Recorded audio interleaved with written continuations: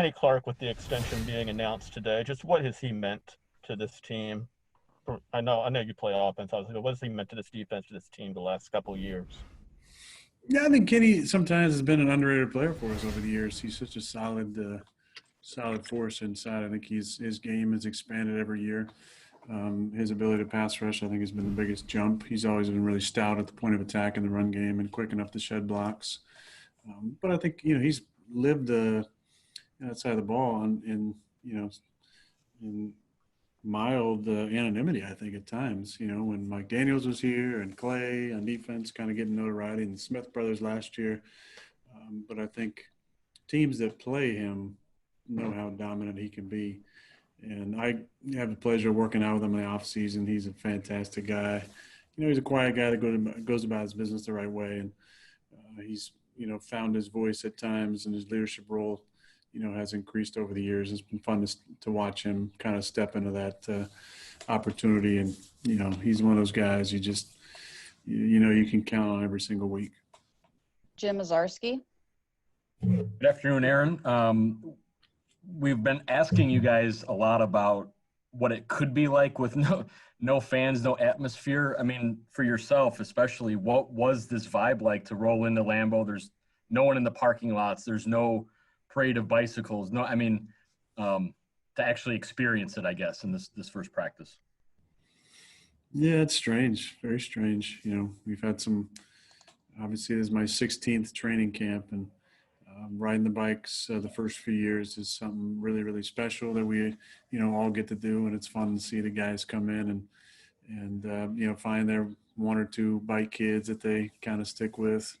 My bike kid, he was in 7th and 8th and 9th grade, I think, when I was riding his bike. Now he's like 30, I think.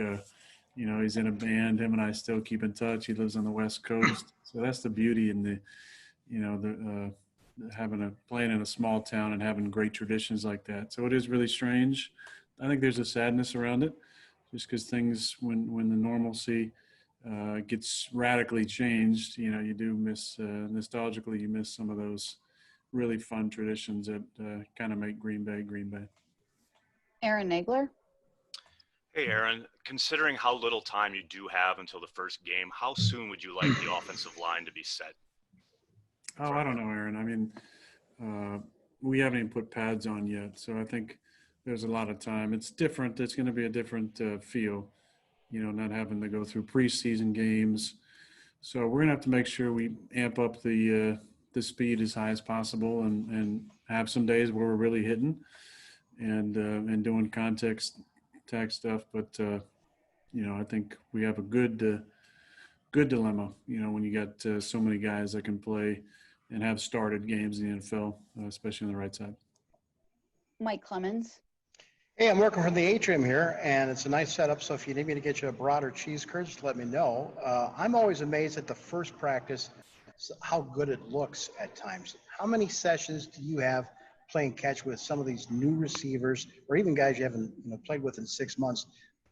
I know today's practice, but is there a certain amount of reps you want before you hit a field like today?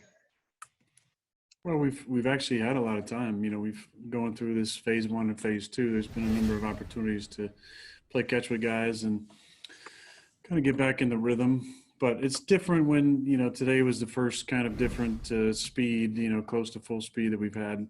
A lot of stuff's been walkthrough stuff or individual things. So, we're just going to build from here. It's day one. There's a lot of camp to go, a lot of time till our first game. But, the urgency is definitely there when it comes to making sure we get on the same page and get, position battles figured out here in the next 2 or 3 weeks. Mike Spofford.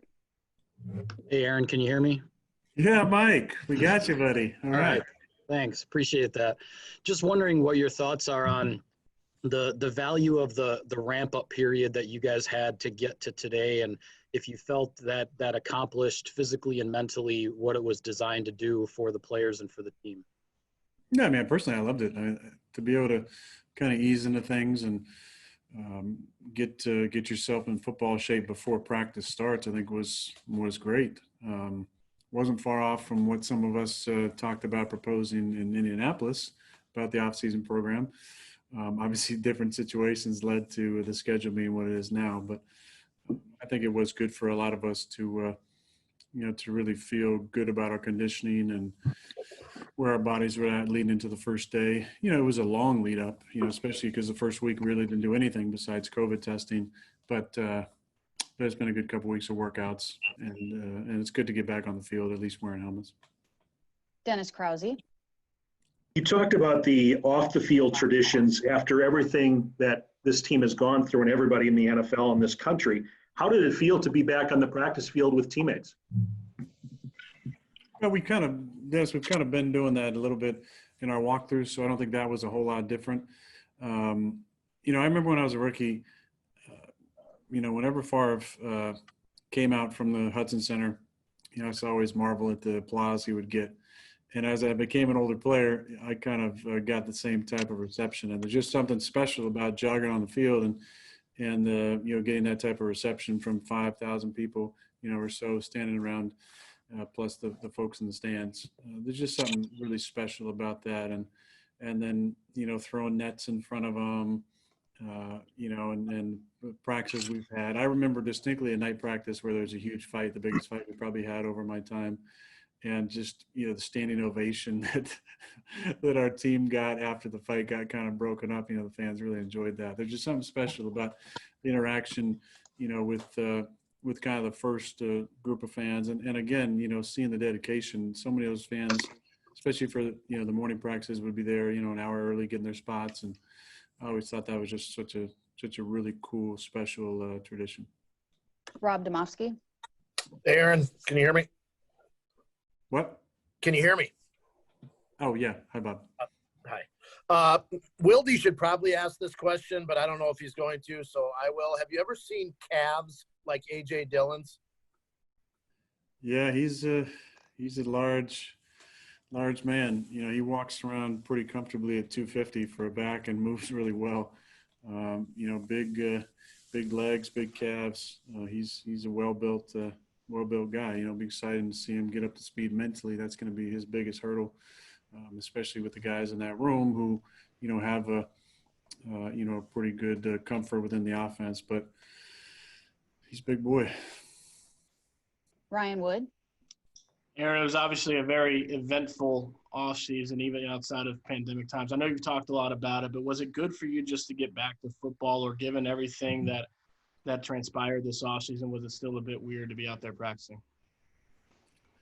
I don't know, Ryan. I mean, I think, I don't feel like, that it was too dramatic. I think once we got back here and started the testing and guys were, obviously myself and the majority of the team were testing negative, I think it started to feel a little bit more normal to be here and to be amping up. Today was like the first step in things kind of feeling more normal. It's still different, with the schedule and testing and protocols and such, and not having fans is by far the biggest, difference for us. But it is nice to be back out there. It's nice to, start to see things come together. We're a long way from, a lot of decisions and really seeing how guys can play. But it is fun to see guys in helmets moving around. The tempo is much higher today than it's been in any of those walkthroughs or group drills we've been doing before this in our phase 1 and phase 2 stuff. So really fun to see everybody out there in their helmets. Matt Schneidman. Aaron, I'll try and phrase this right since I know it's only one day of practice, but since last season, whether it's on or off the field, how has Tim improved, and why do you like him as your backup? I mean, that's kind of a strange question, Matt.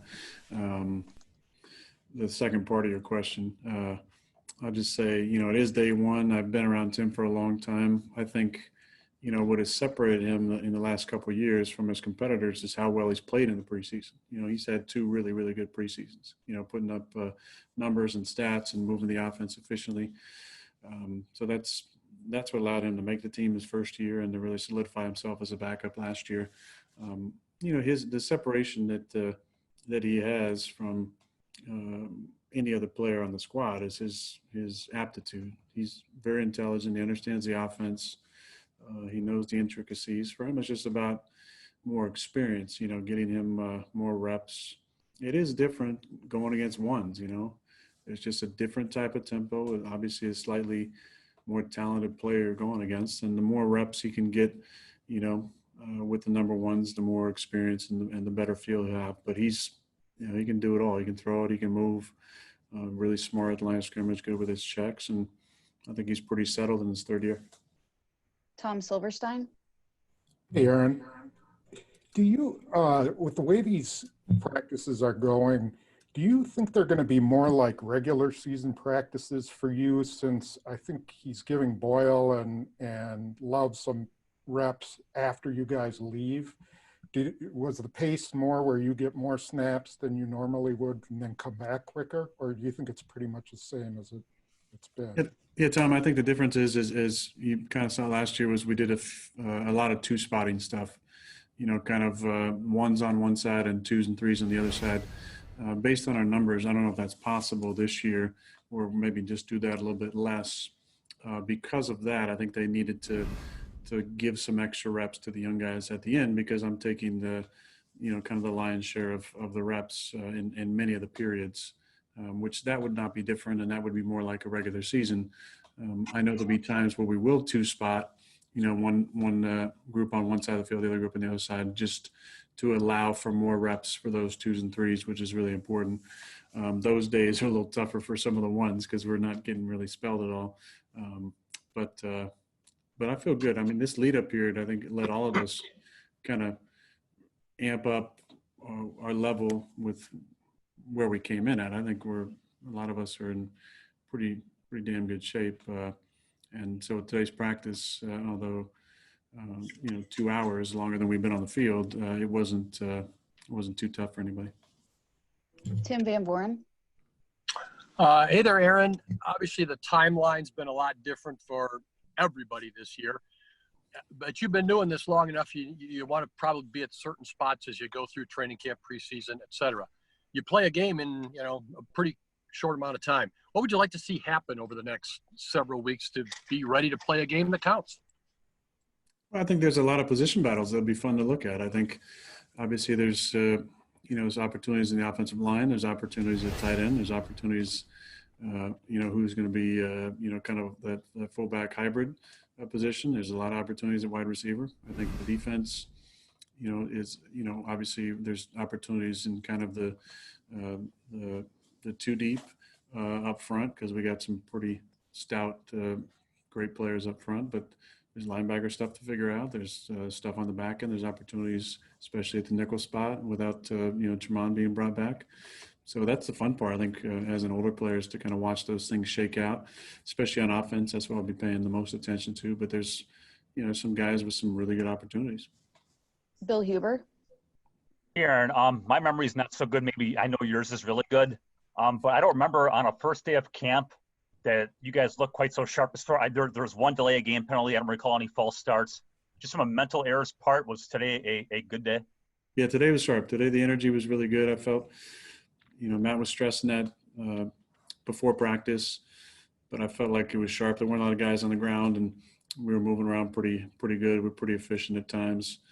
So that's how we want it to look. I think a lot of that on offense is it's our second year. We're just more comfortable in the offense and feeling a little better about play selection, timing, responsibility within each play. And, we've added on to a lot of different things that we did well last year. And it's only day one, that's the fun part. It's just one install that went in, and it was in helmets. But that's the way it needs to look when we practice in helmets. And Matt was, I'm sure, really happy about the tempo. And offensively, I feel like we got, the huddle really well, and we're pretty sharp.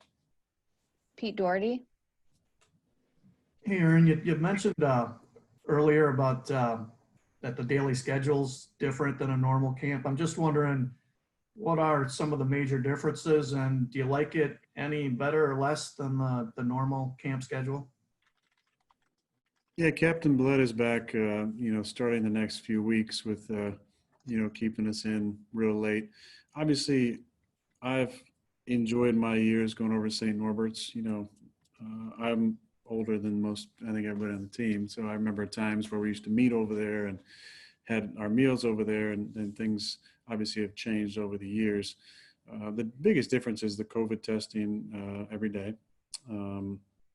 which is obviously really important. And then just the kind of the breakdown of how we've scheduled the day. And Matt's put a lot of time into, working with Goody and Adam or not Goody, but Gizzy and Adam, just trying to, figure out what the kind of the best flow of the day is. And I think it's been good. We're moving in the morning before practice, and obviously there's a lot of meeting time more for the quarterbacks because we have obviously a little bit more on our plate. But I think Matt's done a good job of finding ways to not keep us sitting around all day. So we're up on our feet, moving around periodically throughout the day. Dave Schrader. Hi, Aaron. Can you hear me? Yes, Dave. I was wondering, just with the crispness that you mentioned, how good did it feel to connect with Alan Lazard on that one-hand grab, laser throw, touchdown? And it's been over 200 days since you went 11 on 11. I'm just curious how it felt, and was it like riding a bike to get back to that type of stuff, and how impressive was that play from Alan? Yeah, it was a great play by Alan. It looked like he got held, or based on the referee presentation we had yesterday, it was definitely ICT, which is illegal contact on the play. So for him to kind of push through that and still come down with it. Everybody's talked about Alan, and it's pretty easy because the guy is a professional. He has really worked on his game. I think in order for him to separate himself, he needs to continue to improve on the things that he did last year. But he's a part of, a group that has an opportunity to put themselves in position to be big-time contributors on offense. We know what Alan gave us last year, and we know his abilities and how he plays with confidence. But every year you got to reinvent yourself and work on one specific, at least, area in your game to improve on. Proud of the way he's looked, in our workouts, and obviously, made a couple plays today. We have time for a few more. Mike Clemens. Do you feel confident about all these players are following the guidelines to every degree? If you're a worker in a factory, they put up that sign that says 0 days missed because everyone in the factory is trying to be safe.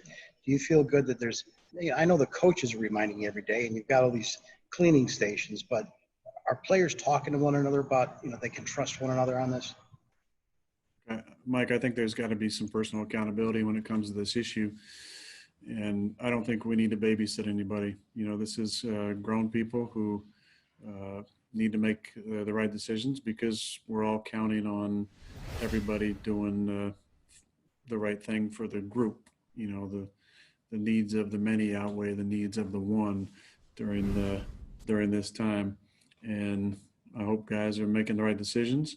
Same time, I don't think we need to babysit anybody. It's grown people who have the freedom to make decisions. Their decisions have consequences, and that's what accountability is all about. All right, two more. Aaron Nagler. Aaron, a lot was talked about outside the building this offseason about the evolution on offense, what the draft meant to it, what the fact that no one was brought in off the street meant to it other than Funchess, et cetera. Do you anticipate moving away from some of the stuff that you've talked about last year regarding what you ran under Mike that you were comfortable with? Do you anticipate leaning more into Matt's stuff, or are you going to keep some of that McCarthy stuff that you were comfortable with around for 2020? Well, I mean, as we like to say now, it's our system. It's not the old system and the new system. It's our system. And there's been a great blending of a lot of concepts that we used to run, and obviously what Matt brought with him. I think the beauty has been the expansion, of both stuff that we used to do and stuff that Matt brought with him. I think that's the kind of the jump that we're hoping for in year two, is to build on what we did last year, and then to kind of expand on it. But there's just so many minds from all different backgrounds when it comes to offense, with obviously Matt being around the Shanahans and McVay and Coach Hackett, Nathaniel's dad, obviously being one of the founders of the West Coast offense, and myself being in kind of the second iteration of that offense for so many years. There's a lot of fun football conversations. We try not to go back too much to, origins of this and that, but there's a lot of good stories in that room and fun conversations to kind of get us to a point where we're doing something that makes the most sense within the system that we have. And last one, Matt Schneidman. I just wanted to ask about MVS real quick. Matt told us a couple weeks ago that he thinks part of the reason for, I guess, his drop off second half of last season was a lack of confidence. And I remember you telling us, I think it was after the Dallas game, about that sit down you had with Lucas Patrick last camp. Was there any conversation, whether it was about confidence or not, that you ever had with MVS? And how much do you guys need him this year to be what he was the first half of the season last year? Yeah, I'm not going to get into any private conversations that I have with Marquez. I think he knows his opportunities in front of him, and he knows what he's got to do to get himself on the field more often and become the contributor that we all believe he can be. It does have to do with confidence a little bit, but it's just, I think, continuing to work as a professional every day. And he has within him the ability to be an incredible pro and with great practice habits. It's just him continuing to do the little things, I think, that's going to separate him from anybody he's competing with and give him an opportunity to be on the field a little bit more.